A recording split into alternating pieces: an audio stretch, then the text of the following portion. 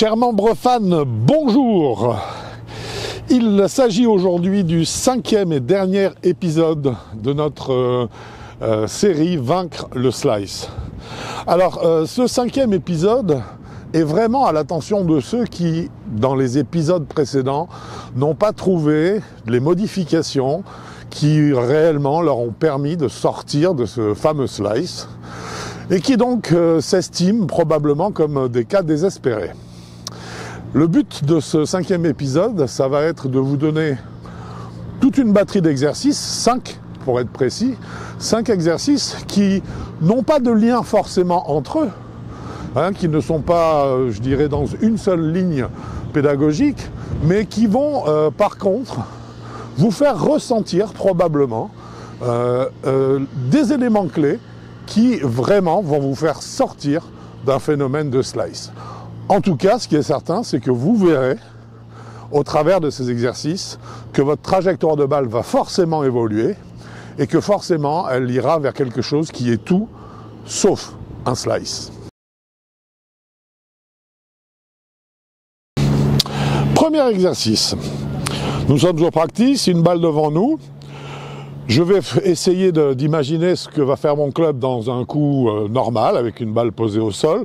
Et je sais donc qu'une fois que j'aurai pris ma position devant la balle, eh bien, je vais réaliser un geste qui va permettre à mon club de s'ouvrir et de se refermer en venant légèrement de l'intérieur de ma ligne d'objectif pour ensuite percuter la balle et revenir vers l'intérieur de ma ligne d'objectif. C'est un mouvement symétrique, logique, dans lequel, pour le répéter, la phase de club qui est square au départ s'ouvre à la montée, revient square à l'impact, puis se referme à la redescente. Il est impossible, si l'on y réfléchit, que les moyens que j'utilise pour frapper cette balle qui va partir tout droit se modifient si la hauteur de ma balle se modifie. Je m'explique. Si cette balle se trouvait 10 cm plus haut, il est évident que les moyens que j'utiliserais pour la frapper seraient les mêmes. Mon club s'ouvrirait, se refermerait dans un chemin constant, venant de l'intérieur vers la balle, puis vers l'intérieur. Idem si je surélevais la balle encore un petit peu et que cette balle se trouve par exemple à 30 cm, voire 40 cm du sol. C'est d'ailleurs ce qui se produit parfois lorsque vous tapez sur des terrains en pente, avec une forte pente et que la balle se trouve plus haute que vos pieds. De la même façon, si j'extrapole, la balle pourrait se trouver à hauteur de ma poitrine et j'aurais besoin d'utiliser exactement les mêmes moyens d'un club qui s'ouvre, qui se referme, puis qui continue sa fermeture, en traçant bien une droite qui va venir ou une courbe qui va venir de l'intérieur vers l'intérieur. Donc ici, j'aurai un mouvement plat qui permet, dans lequel ma face de club s'ouvrirait, reviendrait square et se refermerait. On se rapproche terriblement du mouvement de baseball. Voyons maintenant ce que donne cette idée si réellement on la réalise et qu'on la met en place. Eh bien, c'est ce qu'on vient de faire ici. C'est-à-dire que j'ai pris un club sans tête que j'ai planté dans le sol, j'ai mis un tee au bout de ce club et une balle encore au-dessus, de façon à me retrouver avec une balle qui se trouve approximativement à hauteur, je dirais, de mon nombril à peu près. Ça pourrait être plus haut, ça pourrait aller jusqu'à hauteur de poitrine, mais nombril c'est très bien. Je vais donc à partir de là percuter cette balle et en toute logique, ça ne devrait pas me poser plus de problèmes et tout en utilisant les mêmes moyens que lorsque je la frapperai alors qu'elle se trouve au sol directement, en utilisant une fois de plus toujours les mêmes moyens. Il se trouve que pour réaliser cet exercice et vous le montrer, ce sera un défi ensuite. Vous aurez vous à essayer de le reproduire. Eh bien, je vais faire appel à mon cobaye préféré, à savoir Quentin, qui va vous en faire tout de suite la démonstration. Bonjour Quentin. Bonjour Franck. Alors voilà l'exercice que je te propose. Voilà, tu m'as entendu en parler. Non, il y a longtemps. Voilà, donc en fait là je vais te demander de te mettre à l'adresse comme si tu voulais percuter cette balle. Voilà, c'est une balle simplement qui se trouve plus haute que tes pieds, je veux dire, mais nettement plus haute que tes pieds. C'est très simple, si tu n'es pas un slicer, oui, tu vas pouvoir ouvrir ton club, le refermer, percuter la balle et le laisser se refermer. Le club, dans ce cas-là, on le voit bien, parcourt une courbe parfaite autour de ton corps. On est d'accord? Jusque-là, tout va bien. Si tu es un slicer, oui, eh bien, ce qui va se produire, c'est que d'ici, du fait également d'une main droite qui est sur la main gauche à l'adresse, mais surtout d'une épaule droite qui va essayer de se mettre au travail, tu vas essayer de frapper cette balle, mais tu vas venir en fait frapper ici, sous la balle, malheureusement, et tu n'arriveras pas à la faire partir. Oui, d'accord. Donc en fait, je vais te demander spontanément de la frapper, d'accord? Et je vais te demander aussi d'être à l'écoute de tout ce qui se passe au niveau de tes appuis pendant ton corps, oui, au niveau de ton corps, pardon, pendant que tu mets ce club en mouvement. Parce que là, je vais te demander en fait quelque chose de très symétrique, hein, dans laquelle je ne veux pas la prédominance d'un côté par rapport à un autre. Allez, on y va.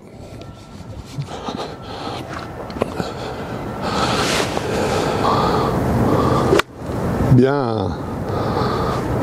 Super.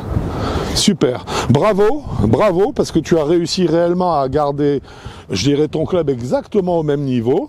Oui, il est évident que si tu avais percuté le tee sous la balle, voir le club en dessous, voilà, eh bien qu'est-ce que ça signifierait? Ça signifierait que quand la balle est au sol, eh ben, tu subirais le même trajet hein, de ton club dans l'espace, à savoir que tu viendrais couper la balle hein, vers le bas, donc vers l'intérieur, ce qui forcément lui imprimera un slice. Voilà.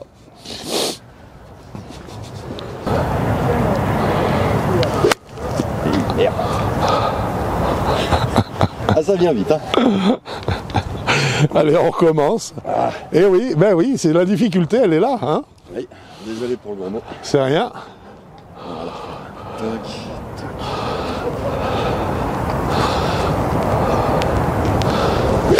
Bien. Voilà. Très bien. Très bien.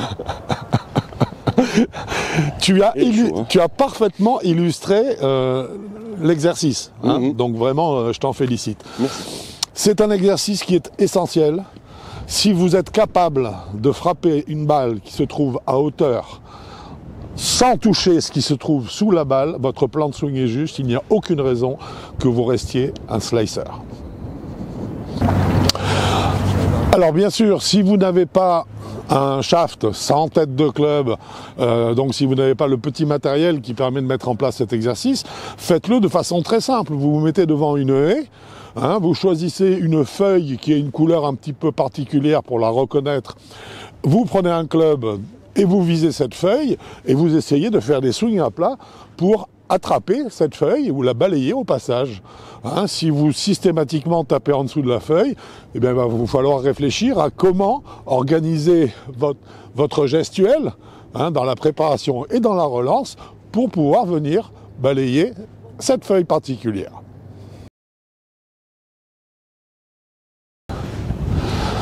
Notre deuxième exercice concerne la façon à laquelle le poids du corps travaille lorsque vous swingez le club.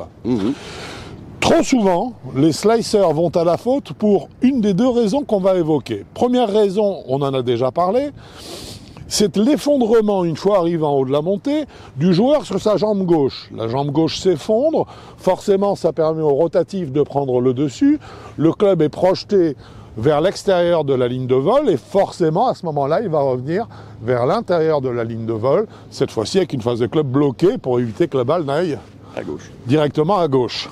Pour les droitiers. Cette faute, on en a déjà parlé, on l'a déjà disséqué dans les épisodes précédents. Maintenant voyons une autre faute qui est tout aussi dramatique ou en tout cas qui a tout autant de répercussions. La plupart des slicers sont tellement obnubilés par le fait de frapper directement la balle, qu'ils en oublient qu'il faut placer un transfert du poids du corps, oui, car tout lancer que l'on réalise, même avec une pierre à la main, ce lancer demande une participation de nos appuis et donc de nos jambes, de façon à faire que notre masse permette de lancer l'objet en direction de l'objectif que l'on s'est fixé. La faute donc réside au sommet de la montée, ou plus précisément dans le manque de réaction qui va se produire à partir du sommet de la montée. Et je vais donc te demander, Quentin, d'organiser une montée. Tu t'arrêtes en haut de la montée, oui, et on va voir ce qu'il ne faut pas faire. Et puis bien sûr, Comment le corriger? exactement.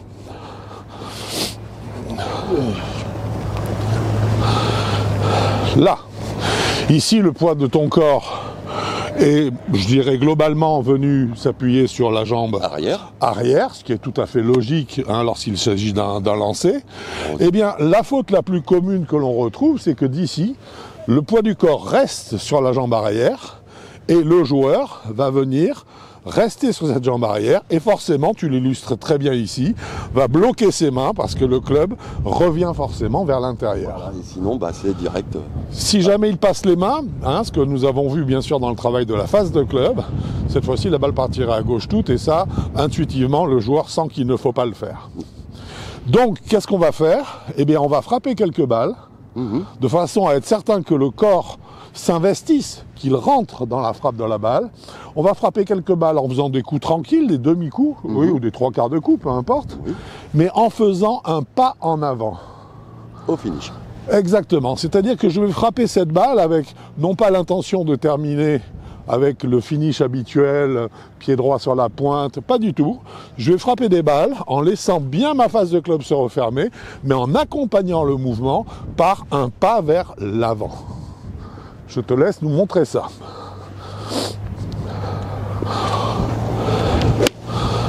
Allez, encore plus. Très bien, c'est très bien, mais j'aimerais qu'il vienne encore plus spontanément. Encore plus spontané. Encore plus spontané. Voilà, voilà, ça c'est très bien. Encore.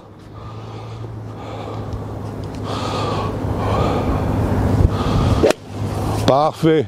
Voilà, regarde-moi ça, ce magnifique hook que tu nous fais. On est à l'inverse du slice là. Hein. Complètement. Vas-y, parce qu'en fait, ce transfert te permet d'aider tes mains, d'inciter tes mains, en tout cas, voilà, à refermer le club, exactement. Alors que si tu restes bloqué sur ta jambe arrière, ça ne se produit absolument pas. Ça, c'est un magnifique coup de golf. Parfait, c'est exactement ça.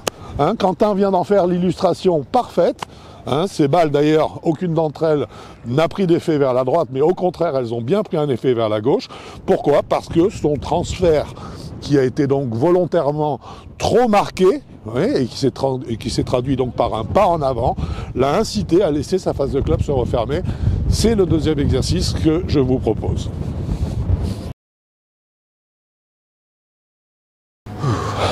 L'exercice suivant va nous ramener à un épisode précédent, d'accord? Mais c'est un exercice, tout est lié, mais c'est un exercice qui est très efficace, qui est un petit peu inconfortable dans la réalisation, mais qui par contre va vous amener d'office vers des sensations que vous devez avoir. Mon cher Quentin, je vais te demander de te mettre à l'adresse sur la balle la plus loin de toi. D'accord.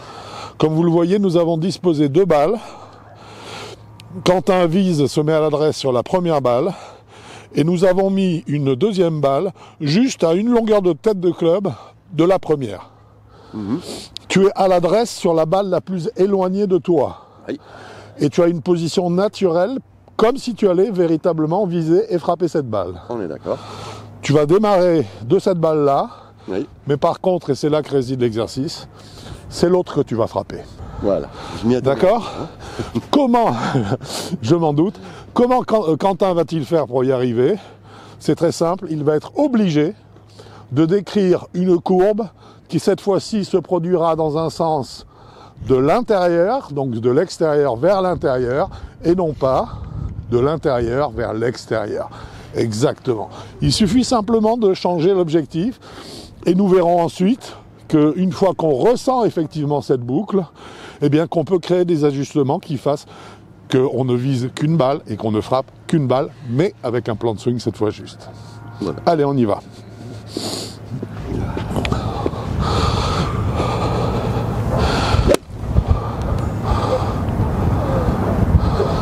Très bien, très belle trajectoire de balle.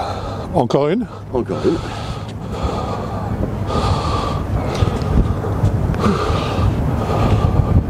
C'est pas chaud aujourd'hui, là. Non. Alors, première, la plus loin. Parfait, regarde ça, regarde ce draw là. Un petit draw. Magnifique, hein. Ça marche tout seul. Voilà. Alors, il faut savoir que Quentin est facilement un joueur de fade. Hein, le fade est une trajectoire de balle qui était assez familière et tu travailles et tu organises d'ailleurs ta stratégie souvent autour de ça. Il est remarquable de voir qu'en mettant simplement ces exercices en place, eh bien ton fade naturel, je dirais, est modifié immédiatement, hein, donc du fait de ces mêmes exercices. Donc un seul conseil, pratiquez-les.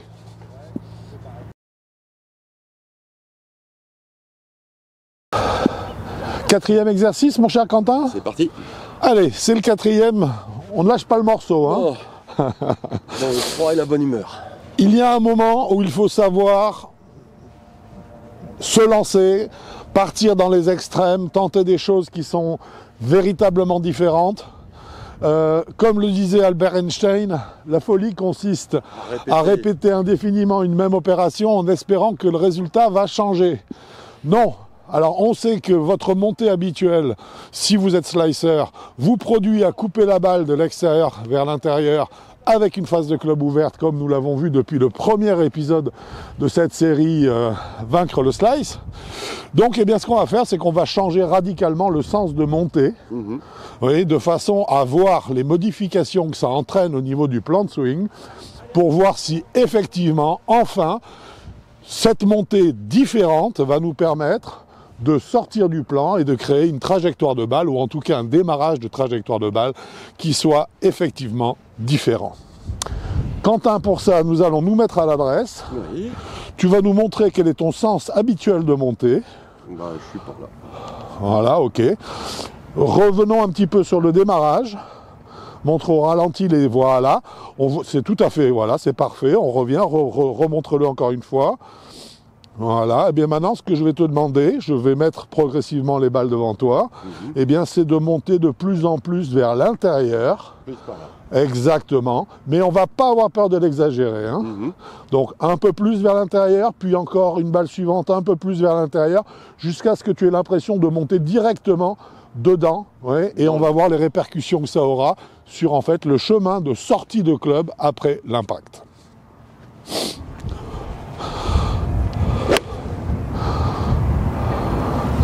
Superbe. Allez, un peu plus l'intérieur. Un peu plus encore. Encore un peu. Exact. Alors tu vois comme la balle part de plus en plus vers la droite, là c'est très très bien. Hein. C'est une obligation. Et oui.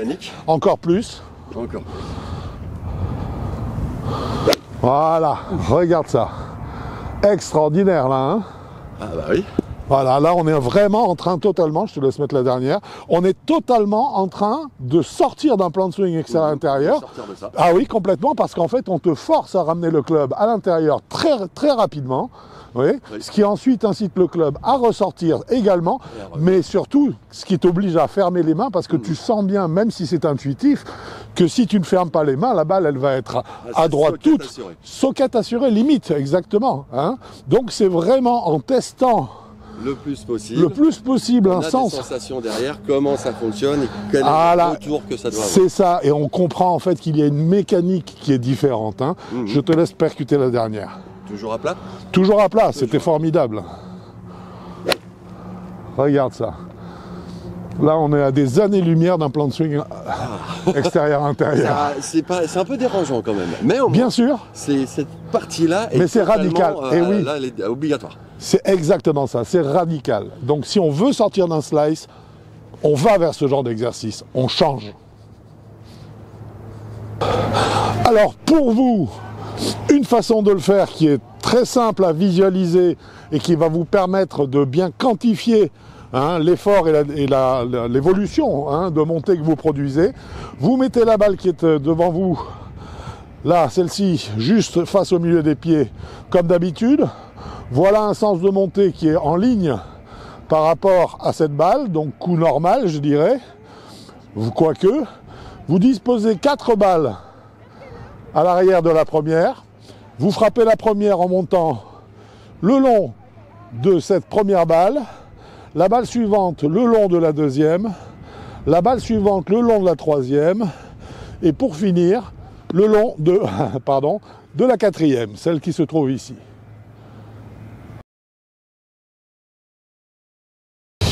Ce dernier exercice de cette cinquième épisode, le cinquième exercice donc de ce cinquième épisode, est un exercice qui est radical.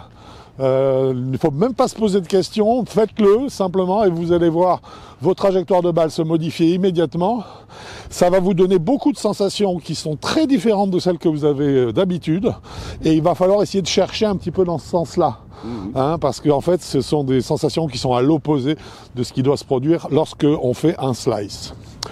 Nous nous mettons en position comme d'habitude et puis on va, entre guillemets, on va enfoncer des portes ouvertes. On va se dire que ce club qui est square à l'adresse, quand je vais le monter, eh bien idéalement le club doit être orienté vers l'objectif. On est d'accord. Dans ce cas-là, la position du joueur est parfaite. Il est supposé avoir toutes les chances de relancer ce club vers la balle, puis à nouveau vers l'objectif, et donc de réaliser un coup qui aille tout droit. Lorsque le club n'est pas dans cette position, techniquement parlant, eh bien, il y a des dénominations qui le caractérisent.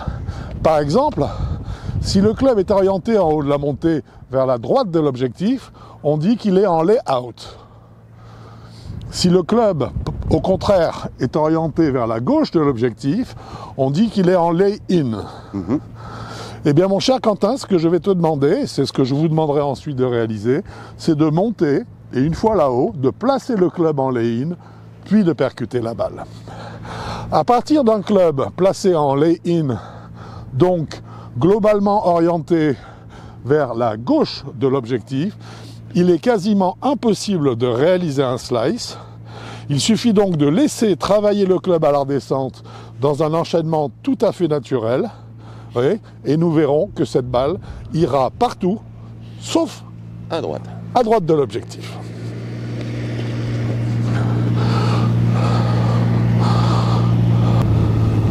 Très bien. Parfait.